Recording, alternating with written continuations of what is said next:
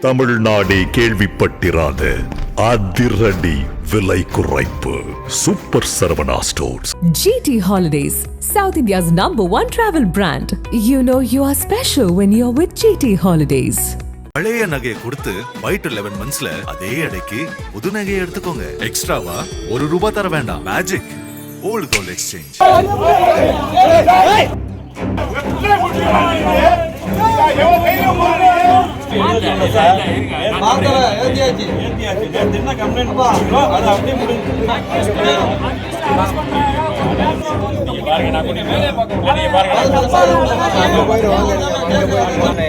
Collect பண்ணோம், எதனால அனுப்பிப்பட்டதெல்லாம் தனியாக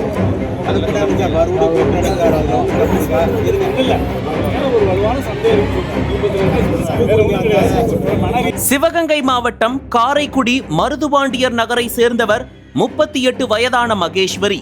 இவரது கணவர் பாண்டிக்குமார் வெளிநாட்டில் வேலை பார்த்து வந்த நிலையில் இத்தம்பதியினருக்கு 2 மகள்கள் உள்ளனர். அதில் ஒருவர் மருத்துவமும் மற்றொருவர் 10ஆம் வகுப்பும் படித்து வந்துள்ளனர். இச்சூழலில் ஆவுடை பொய்கை பகுதியில் உள்ள தங்களது நிலத்தை பார்ப்பதற்காக சென்ற மகேஸ்வரி காரில் தலையில் பலத்த காயம் ஏற்பட்டு முகம் சிதைந்த நிலையில் சடலமாக கிடந்துள்ளார்.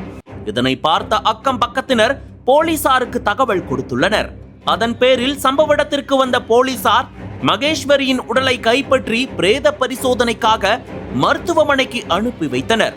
மேலும் இதுகுறித்து வழக்கு பதிவு செய்த குன்றக்குடி போலீசார் சம்பவம் தொடர்பாக விசாரணை நடத்தினர். அதில் மகேஸ்வரியை மருதுபாண்டியர் நகர் பகுதியை சேர்ந்த 33 வயதான சசிகுமார் என்பவர் கொலை செய்தது தெரிய வந்தது. அவரை கைது செய்து விசாரணை நடத்தியதில் பல திடுக்கிடும் தகவல்கள் வெளிவந்துள்ளன. சசிகுமார் மகேஸ்வரிக்கு கார் ஓட்டுவதற்கு பயிற்சி அளித்து அவ்வப்போது அவருக்கு ஆக்டிங் டிரைவராகவும் நட்புடன் பழகி வந்திருக்கிறார். இச்சூழலில் சசிகுமார் மகேஸ்வரியிடம் கடனாக குறிப்பிட்ட தொகையை வாங்கி இருக்கிறார். அதன்பின் பணத்தை திருப்பி தராததால் மகேஸ்வரி கடன் பணத்தை கேட்டு சசிகுமாரை தொந்தரவு செய்ததாக கூறப்படுகிறது. அதனால் சசிகுமார் மகேஸ்வரியை ஒரே அடியாக முடித்துவிட வேண்டும் என்று திட்டம் தீட்டியுள்ளார். அதன்படி சம்பவத்தன்று மகேஸ்வரியை காரில் கூட்டி சென்ற சசிகுமார் காரில் வைத்து கல்லால் அடித்து கொடூரமாக கொலை செய்திருக்கிறார். அதைத் தொடர்ந்து மகேஸ்வரி அணிந்திருந்த 13 பவுன் தங்க நகைகளையும் சசிகுமார் திருடிச் சென்றது தெரிய வந்தது. இருப்பினும் போலீசார் தொடர்ந்து விசாரணை நடத்தி வருகின்றனர். இந்த கொலை தூண்டுதலின் பேரில் நடந்திருப்பதாகவும் ஒருவர் மட்டுமே இந்த கொலையை செய்திருக்க முடியாது என்றும் சம்பவத்திற்கு காரணமான மற்றவர்களையும் கைது செய்ய வேண்டும் என்றும் மகேஸ்வரியின் குடும்பத்தினர் குற்றம் சாட்டியுள்ளனர்.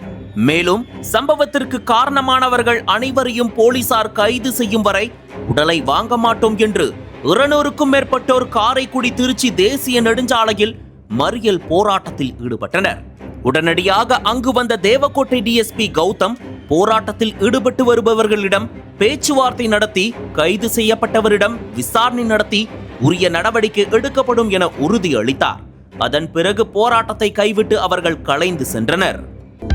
அனல் பறக்கும் செய்திகளை அப்டேட் செய்து கொள்ள நக்கீரன் களத்தை இப்பவே சப்ஸ்கிரைப் பண்ணுங்க.